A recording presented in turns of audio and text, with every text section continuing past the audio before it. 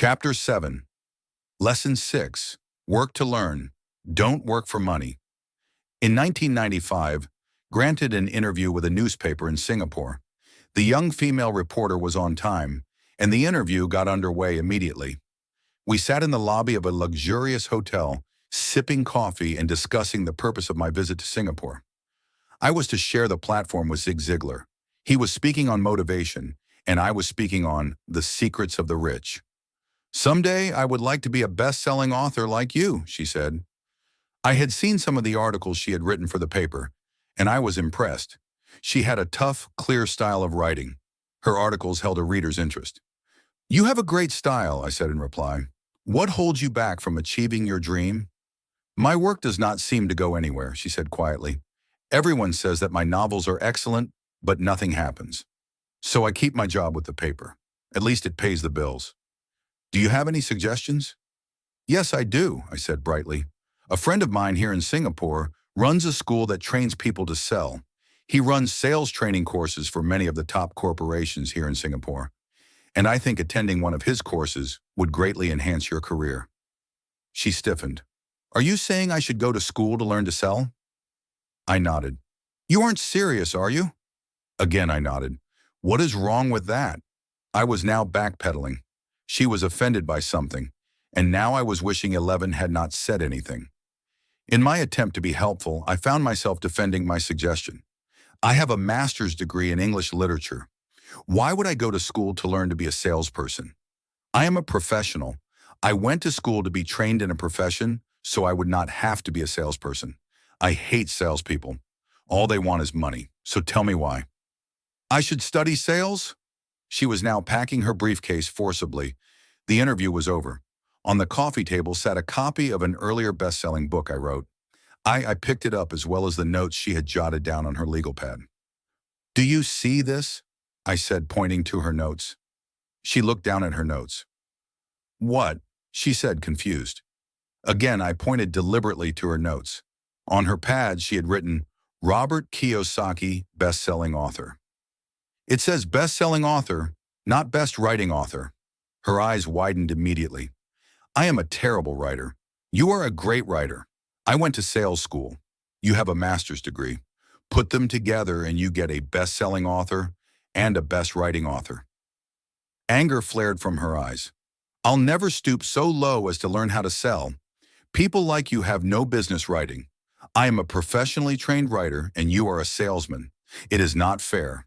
The rest of her notes were put away, and she hurried out through the YOJ large glass doors into the humid Singapore morning. At least she gave me a fair and favorable write-up the next morning. The world is filled with smart, talented, educated, and gifted people. We meet them every day. They are all around us. A few days ago, my car was not running well. I pulled into a garage and the young mechanic had it fixed in just a few minutes. He knew what was wrong by simply listening to the engine. I was amazed. The sad truth is, great talent is not enough. I am constantly shocked at how little talented people earn. I heard the other day that less than 5% of Americans earn more than $100,000 a year. I have met brilliant, highly educated people who earn less than $20,000 a year. A business consultant who specializes in the medical trade was telling me how many doctors, dentists, and chiropractors struggle financially. All this time, I thought that when they graduated, the dollars would pour in. It was this business consultant who gave me the phrase, "They are one skill away from great wealth." What this phrase means is that most people need only to learn and master one more skill, and their income would jump exponentially. I have mentioned before that financial intelligence is a synergy of accounting, investing, marketing, and law. Combine those four technical skills and making money with money is easier. When it comes to money, the only skill most people know is to work hard. The classic example of a synergy of skills was that young writer for the newspaper. If she diligently learned the skills of sales and marketing, her income would jump dramatically. If I were her, I would take some courses in advertising copywriting as well as sales. Then instead of working at the newspaper, I would seek a job at an advertising agency. Even if it were a cut in pay, she would learn how to communicate in shortcuts that are used in successful advertising. She also would spend time learning public relations, an important skill. She would learn how to get millions in free publicity. Then at night and on weekends, she could be writing her great novel. When it was finished, she would be better able to sell her book. Then in a short while, she could be a best-selling author. When I first came out with my first book, If You Want to Be Rich and Happy, Don't Go to School, a publisher suggested I change the tide to the economics of education. I told the publisher that with a title like that, I would sell 2 books, one to my family and one to my best friend. The problem is they would expect it for free. The obnoxious title, If You Want to Be Rich and Happy, Don't Go to School, was chosen because we knew it would get tons of publicity. I am pro-education and believe in education reform. Otherwise, why would I continue to press for changing our antiquated educational system? So I chose a title that would get me on more TV and radio shows simply because I was willing to be controversial. Many people thought I was a fruitcake, but the book sold and sold. When I graduated from the U.S. Merchant Marine Academy in 1969, my educated dad was happy. Standard Oil of California had hired me for its oil tanker fleet. I was a third mate, and the pay was low compared with my classmates, but it was okay for a first real job after college. My starting pay was about $42,000 a year, including overtime, and I only had to work for 7 months. I had 5 months of vacation. If I had wanted to, I could have taken the run to Vietnam with a subsidiary shipping company and easily doubled my pay instead of taking the 5 months vacation. I had a great career ahead of me, yet I resigned after 6 months with the company and joined the Marine Corps to learn how to fly. My educated dad was devastated. Rich Dad congratulated me. In school and in the workplace, the popular opinion is the idea of specialization. That is, in order to make more money or get promoted, you need to specialize. That is why medical doctors immediately begin to seek a specialty such as orthopedics or pediatrics. The same is true for accountants, architects, lawyers, pilots, and others. My educated dad believed in the same dogma. That is why he was thrilled when he eventually achieved his doctorate. He often admitted that schools reward people who study more and more about less and less. Rich Dad encouraged me to do exactly the opposite. You want to know a little about a lot, was his suggestion. That is why for years I worked in different areas of his companies. For a while I worked in his accounting department. Although I would probably never have been an accountant, he wanted me to learn via osmosis. Rich Dad knew I would pick up jargon and a sense of what is important and what is not. I also worked as a busboy and construction worker, as well as in sales, reservations, and marketing. He was grooming Mike and me. That is why he insisted we sit in on the meetings with his bankers, lawyers, accountants, and brokers. He wanted us to know a little about every aspect of his empire. When I quit my high-paying job with Standard Oil, my educated dad had a heart-to-heart with me. He was bewildered. He could not understand my decision to resign from a career that offered high pay, great benefits, lots of time off, and opportunity for promotion. When he asked me one evening, "Why did you quit?" I could not explain it to him as much as I tried. My logic did not fit his logic. The big problem was that my logic was my rich dad's logic. Job security meant everything to my educated dad. Learning meant everything to my rich dad. Educated dad thought I went to school to learn to be a ship's officer. Rich Dad knew that I went to school to study international trade. So as a student, I made cargo runs, navigating large freighters, oil tankers, and passenger ships to the Far East and the South Pacific. Rich Dad emphasized that I stay in the Pacific instead of taking ships to Europe because he knew that the emerging nations were in Asia, not Europe. While most of my classmates, including Mike, were partying at their fraternity houses, I was studying trade, people, business styles and cultures in Japan, Taiwan, Thailand, Singapore, Hong Kong, Vietnam, Korea, Tahiti, Samoa, and the Philippines. I also was partying, but it was not in any frat house.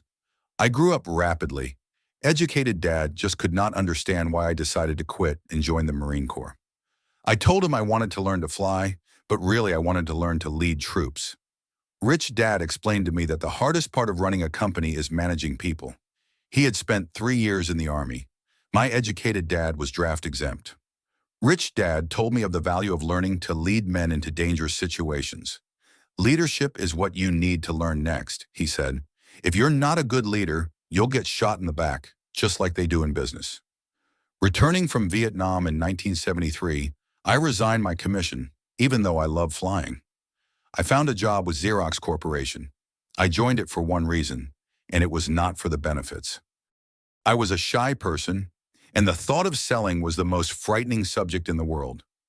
Xerox has one of the best sales training programs in America.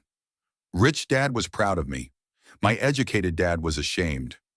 Being an intellectual, he thought that salespeople were below him.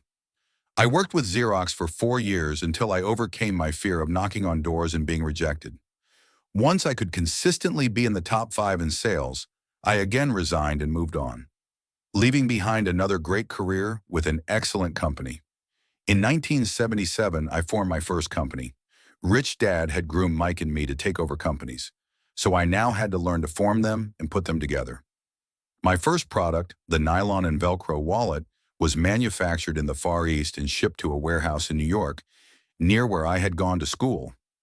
My formal education was complete, and it was time to test my wings. If I failed, I went broke. Rich Dad thought it best to go broke before 30. You still have time to recover, was his advice. On the eve of my 30th birthday, my first shipment left, Korea for New York. Today, I still do business internationally, and as my rich dad encouraged me to do, I keep seeking the emerging nations. Today, my investment company invests in South America, Asia, Norway, and Russia. There is an old cliche that goes, "Job is an acronym for just over broke." And unfortunately, I would say that the saying applies to millions of people.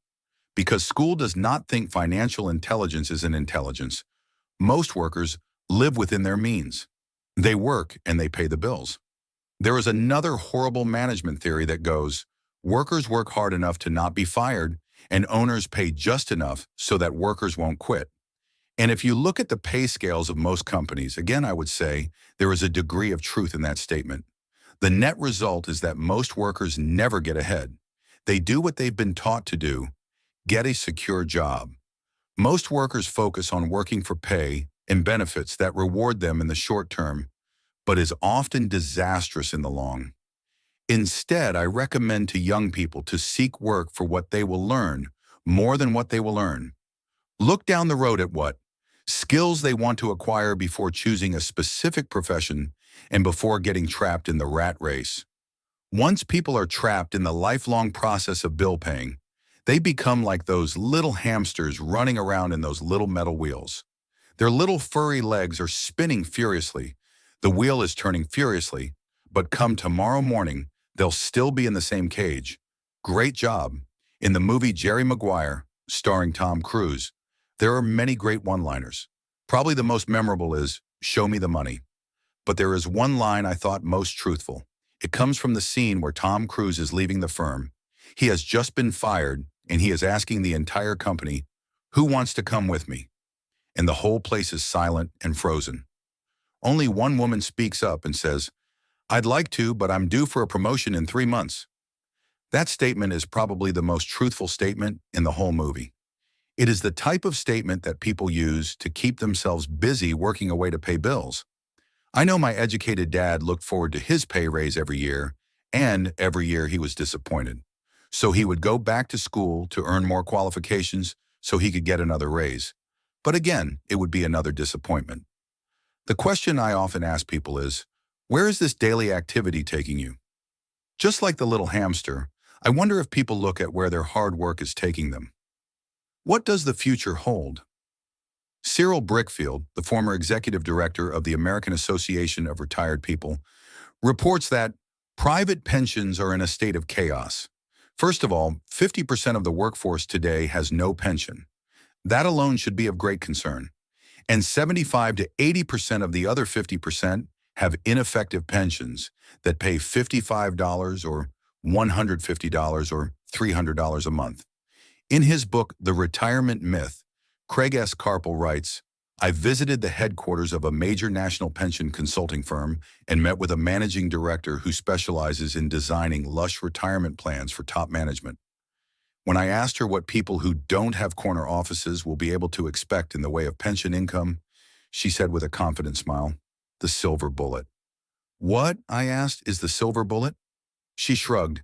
If baby boomers discover they don't have enough money to live on when they're older, they can always blow their brains out. Carpel goes on to explain the difference between the old defined benefit retirement plans and the new 401k plans, which are riskier. It is not a pretty picture for most people working today, and that is just for retirement. When medical fees and long-term nursing home care are added to the picture, Tut, Zrania, the picture is frightening. In his 1995 book, he indicates that nursing home fees run from $30,000 to $125,000 per year. He went to a clean, no-frills nursing home in his area and found the price to be $88,000 a year in 1995. Already, many hospitals in countries with socialized medicine need to make tough decisions, such as who will live and who will die. They make those decisions purely on how much money they have and how old the patients are. If the patient is old, they often will give the medical care to someone younger. The older poor patient gets put to the back of the line. So just as the rich can afford better education, the rich will be able to keep themselves alive, while those who have little wealth will die. So I wonder, are workers looking into the future or just until their next paycheck, never questioning where they are headed? When I speak to adults who want to earn more money, I always recommend the same thing. I suggest taking a long view of their life. Instead of simply working for the money and security, which I admit are important, I suggest they take a second job that will teach them a second skill. Often I recommend joining a network marketing company, also called multi-level marketing, if they want to learn sales skills. Some of these companies have excellent training programs that help people get over their fear of failure and rejection, which are the main reasons people talk with Jay are unsuccessful. Education is more valuable than money in the long run. When I offer this suggestion, I often hear in response, "Oh, that is too much hassle," or "I only want to do what I am interested in." To the statement of "it's too much of a hassle," I ask, so you would rather work all your life giving 50% of what you earn to the government? To the other statement, "I only do what I'm interested in," I say, I'm not interested in going to the gym, but I go because I want to feel better and live longer. Unfortunately, there is some truth to the old statement, you can't teach an old dog new tricks. Unless a person is used to changing, it's hard to change. But for those of you who might be on the fence when it comes to the idea of working to learn something new, I offer this word of encouragement. Life is much like going to the gym. The most painful part is deciding to go. Once you get past that, it's easy. There have been many days I have dreaded going to the gym, but once I am there and in motion, it is a pleasure. After the workout is over, I am always glad I talked myself into going. If you are unwilling to work to learn something new and insist on, instead, becoming highly specialized within your field, make sure the company you work for is unionized. Labor unions are designed to protect specialists. My educated dad, after falling from grace with the governor, became the head of the teachers' union in Hawaii. He told me that it was the hardest job he ever held. My rich dad, on the other hand, spent his life doing his best to keep his companies from becoming unionized. He was successful. Although the unions came close, Rich Dad was always able to fight them off. Personally, I take no sides because I can see the need for and the benefits of both sides. If you do as school recommends, become highly specialized, then seek union protection. For example, had I continued on with my flying career, I would have sought a company that had a strong pilots union. Why? Because my life would be dedicated to learn a skill that was valuable in only one industry. If I were pushed out of that industry, my life skills would not be as valuable to another industry. A displaced senior pilot with 100,000 hours of heavy airline transport time, earning $150,000 a year, would have a hard time finding an equivalent high-paying job in school teaching. The skills do not necessarily transfer from industry to industry because the skills the pilots are paid for in the airline industry are not as important in, say, the school system. The same is true even for doctors today. With all the changes in medicine, many medical specialists are needing to conform to medical organizations such as HMOs. School teachers definitely need to be union members. Today in America, the teachers' union is the largest and the richest labor union of all. The NEA, National Education Association, has tremendous political clout. Teachers need the protection of their union because their skills are also of limited value to an industry outside of education. So the rule of thumb is highly specialized, then unionize. It's the smart thing to do. When I ask the classes I teach, how many of you can cook a better hamburger than McDonald's? Almost all the students raise their hands. I then ask, so if most of you can cook a better hamburger, how come McDonald's makes more money than you? The answer is obvious. McDonald's is excellent at business systems. The reason so many talented people are poor is because they focus on building a better hamburger and know little to nothing about business systems. A friend of mine in Hawaii is a great artist. He makes a sizable amount of money. One day his mother's attorney called to tell him that she had left him $35,000. That is what was left of her estate after the attorney and the government took their shares. Immediately, he saw an opportunity to increase his business by using some of this money to advertise. 2 months later, his first four-color, full-page ad appeared in an expensive magazine that targeted the very rich. The ad ran for 3 months. He received no replies from the ad, and all of his inheritance is now gone. He now wants to sue the magazine for misrepresentation. This is a common case of someone who can build a beautiful hamburger, but knows little about business. When I asked him what he learned, his only reply was that advertising salespeople are crooks. I then asked him if he would be willing to take a course in sales and a course in direct marketing. His reply, I don't have the time and I don't want to waste my money. The world is filled with talented poor people. All too often, they're too poor or struggle financially or earn less than they are capable of, not because of what they know, but because of what they do not know. They focus on perfecting their skills at building a better hamburger rather than the skills of selling and delivering the hamburger. Maybe McDonald's does not make the best hamburger, but they are the best at selling and delivering a basic average burger. Poor Dad wanted me to specialize. That was his view on how to be paid more.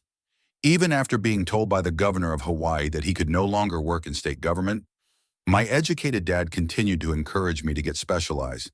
Educated Dad then took up the cause of the teachers' union, campaigning for further protection and benefits for these highly skilled and educated professionals. We argued often, but I know he never agreed that overspecialization is what caused the need for union protection. He never understood that the more specialized you become, the more you are trapped and dependent on that specialty. Rich Dad advised that Mike and I groom ourselves. Many corporations do the same thing. They find a young, bright student out of business school and begin grooming that person to someday take over the company. So these bright young employees do not specialize in one department.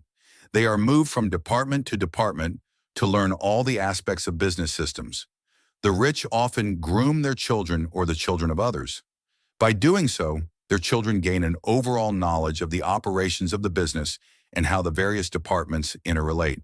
For the World War II generation, it was considered bad to skip from company to company. Today, it is considered smart. Since people will skip from company to company, rather than seek greater specialization, why not seek to learn more than earn? In the short term, it may earn you less. In the long term, it will pay off in large dividends. The main management skills needed for success are 1. The management of cash flow. 2. The management of systems, including yourself and time with family. 3. The management of people. The most important specialized skills are sales and understanding marketing.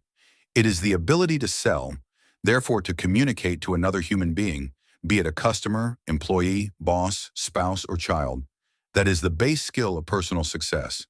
It is communication skills such as writing, speaking, and negotiating that are crucial to a life of success. It is a skill that I work on constantly, attending courses or buying educational tapes to expand my knowledge. As I have mentioned, my educated dad worked harder and harder the more competent he became. He also became more trapped the more specialized he got. Although his salary went up, his choices diminished. Soon after he was locked out of government work, he found out how vulnerable he really was professionally. It is like professional athletes who suddenly are injured or are too old to play. Their once high-paying position is gone, and they have limited skills to fall back on. I think that is why my educated dad sided so much with unions after that. He realized how much a union would have benefited him. Rich Dad encouraged Mike and me to know a little about a lot. He encouraged us to work with people smarter than we were, and to bring smart people together to work as a team. Today it would be called a synergy of professional specialities. Today I meet ex-school teachers earning hundreds of thousands of dollars a year. They earn that much because they have specialized skills in their field as well as other skills. They can teach as well as sell and market. I know of no other skills to be more important than selling as well as marketing. The skills of selling and marketing are difficult for most people primarily due to their fear of rejection. The better you are at communicating, negotiating, and handling your fear of rejection, the easier life is. Just as I advise that newspaper writer who wanted to become a best-selling author, I advise anyone else today. Being technically specialized has its strengths as well as its weaknesses. I have friends who are geniuses, but they cannot communicate effectively with other human beings, and as a result, their earnings are pitiful. I advise them to just spend a year learning to sell. Even if they earn nothing, their communication skills will improve, and that is priceless. In addition to being good learners, sellers, and marketers, we need to be good teachers as well as good students. To be truly rich, we need to be able to give as well as to receive. In cases of financial or professional struggle, there is often a lack of giving and receiving. I know many people who are poor because they are neither good students nor good teachers. Both of my dads were generous men. Both made it a practice to give first. Teaching was one of their ways of giving. The more they gave, the more they received. One glaring difference was in the giving of money. My rich dad gave lots of money away. He gave to his church, to charities, to his foundation. He knew that to receive money, you had to give money. Giving money is the secret to most great, wealthy families. That is why there are organizations like the Rockefeller Foundation and the Ford Foundation. These are organizations designed to take their wealth and increase it, as well as give it away in perpetuity. My educated dad always said, "When I have some extra money, I'll give it." The problem was there was never any extra. So he worked harder to draw more money in rather than focus on the most important law of money, give and you shall receive. Instead, he believed in receive and then you give. In conclusion, I became both dads. One part of me is a hardcore capitalist who loves the game of making money. The other side is a socially responsible teacher who is deeply concerned with this ever-widening gap between the haves and have-nots. I personally hold the archaic educational system primarily responsible for this growing gap.